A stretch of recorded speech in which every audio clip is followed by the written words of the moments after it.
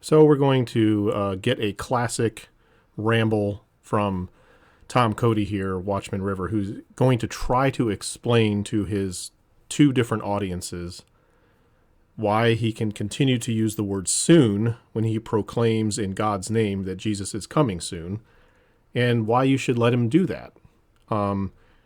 Before I let him speak, I want to set this up. Tom represents a audience of people who already believe everything that he says. They're not really influenced by him as much as you might think. Really, they're just enjoying him. They like what he says, and they want to hear consistently and constantly his message, a message they already believe. I know people like this. I don't know if they watch Tom or not, but they're the type of people who cling to the notion that any second now I'm going to be yanked into heaven and away from my troubles. That's the escapism that I refer to. And they don't want people messing with that idea. They like that fantasy. It helps them get through their day. And so Tom just says what they already think. And some of these people have been in their minds telling themselves, fantasizing that this is going to happen soon for like 50 years. And if they think back on it, like, yeah, 50 years ago when I was 12, I heard it was soon and I was so excited, and man, we must be even closer now. I mean, right? So they know what soon means. They understand that because they invented the term for themselves. This is days, weeks, or months from now. When you watch these channels enough, like I do, you get that sense. The definition of soon to these people, as it relates to the rapture or Jesus coming, is days, weeks, or months from now. And you can't really go much beyond a few months, because when you get into years, the audience gets really kind of upset. They don't want to be here any longer than they have to be. So when you push off the due date further and further, they get upset, they get bored, they get antsy, they get depressed. So now he's going to try to talk to the two audiences. I said two audiences for a reason. That first audience, they already get it. That's cool, Tom. Say soon all you want. We don't care. We already think that. We already love that. The second audience are the people under 10% who watch Tom for a year, buying into his days, weeks, and months type of rhetoric, and then it doesn't happen, and they're like, well, I'm done with this. I'm bored. That was really discouraging. I really kind of believed what he was saying, and it looked like the evidence was all there, and it didn't come to pass. So I'm pretty much done doing this. And they move on, and sometimes they gripe on their way out the door at Tom or people like him and say, what is the deal with you and soon? It didn't happen. How dare you keep promising us things like that when they don't come to pass, especially when you use God's name to do that promising. So he's trying to defend himself against that audience who is leaving him, as well as prop up his current audience and tell them, hey, now everything you're thinking is good.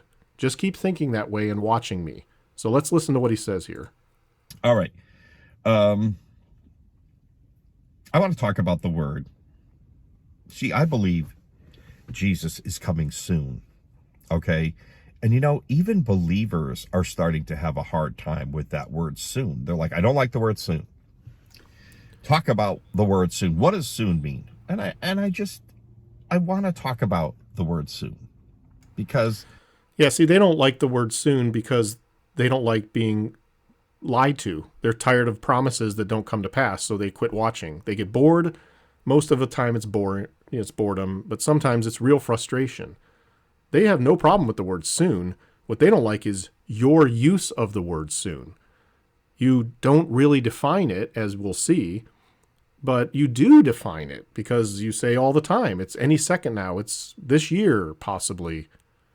Never are you saying, well, soon could be 50 years or 10 years, right? So we all know what you mean.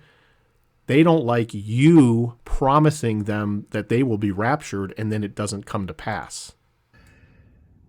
When you're talking about the word soon, you got to look at the subject you're talking about, okay?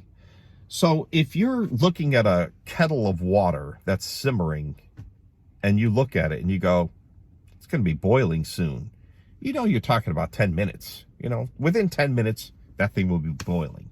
That's soon. Okay.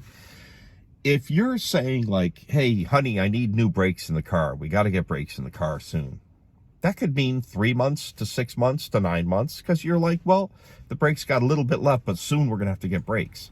So there's a huge difference between so we all a know pot this, of Tom. boiling water that's simmering, that's going to be boiling soon, and some car that needs brakes that they're Are you ever going to get to the point where you explain what you mean by it? Are you? need to replace those brakes soon. And then here's another example. I heard back in the early 2000s, many people saying, you know, the United States has to get used to the fact that we're going to have to deal with China soon. And I took that like, yeah, within, 10, 20 years, we're going to have to deal with that. Yeah, that's soon we're going to have to deal with China. By the way, see what I'm saying? In all three of those examples, all three of those things actually came to pass. Like, different subjects are different soons. All right. Now, I happen to believe, and I've said this many times, I think on May 14th, 1948, Israel became a nation in one day, fulfilling the prophecy of Isaiah chapter 66, verse 8, that a nation would be born in one day. And that's what happened. They became a nation in one day. And I truly believe that the people who understood Bible prophecy and understood this is major, I think that day they said, you know what? This generation is not going to pass away before Jesus comes. Jesus is coming soon. Because I've always told you, I think from that day, and that's almost 76 years ago, I believe as of that day, you could say, this is the final generation. Jesus is coming soon. And it's been 76 years. And that's why I'm continually saying, and I will always say, I will not change because some people don't like the word soon. I won't, because you know what? Jesus is coming soon to rapture his church. He won't stop because most of his audience already believes that, and they don't want him to stop. So Tom either just said that basically, since soon was 1948, it must be even sooner now, and we're almost at the end of the generation, because generations don't last forever, right? So we know that means, days, weeks, or months from now. Or he said 76 years is really soon, so it could be another 76 years. I really doubt that that's what he meant, right? And then 7 or so years later, depending on if there's a gap between the rapture and the time the covenant's signed, 7 or so years later, he's coming back with us behind him. But it's soon. We're in the final days. And it's funny how the later the days get and the closer we get to the rapture, the more people hate the word soon. They hate it. No, actually, the more times you say it and it fails to transpire, the more people hate it. I love it. I love it. We know. Because we know you love it. No, you love it because it gets you attention. You love it because it gets you attention. And in your case, you love it because you also make a living from it. You love it because your audience loves it. Your audience loves it to start with, and that's why they watch you, because they want to hear people like you prop up their fantasy. This is all a fantasy. It's all for entertainment. That's why you can say ridiculous things like this. That's why you can have 2 full years under your belt already, in which both years you stated, I really believe it's this year, and it failed, and everybody's all good with that. I mean, his viewership is dropping. He's really slowly climbing his subscriber base here. It's still many, many, many, many, many, many, many times larger than mine. I'll give him that. But this is a very popular subject. There's a lot of people who already believe what he says. But his viewership is in the 30,000s now, when it was 50 and 60,000 a year ago. And he's got far more subs than he had a year ago. So his percentage of views to subs has radically dropped. And it's not because people hate the word soon. It's because they're tired of you. They're tired of you. I'm sorry, Tom, but as Jerry Seinfeld famously stated, everything gets old after a while. That's why I stopped the Seinfeld show. You can have too much of anything. You can have too much cake, he said. That's why I stopped. There's a point at which in entertainment that no matter how funny the comedian is, they reach a certain level and they plateau, and then after that, everybody's just kind of bored and sick of it, and you need to shut up and leave them laughing versus kind of tired. And that's exactly what we're seeing here.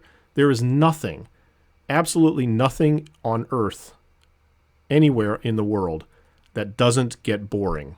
The only thing that never gets boring is fellowship with Jesus Christ.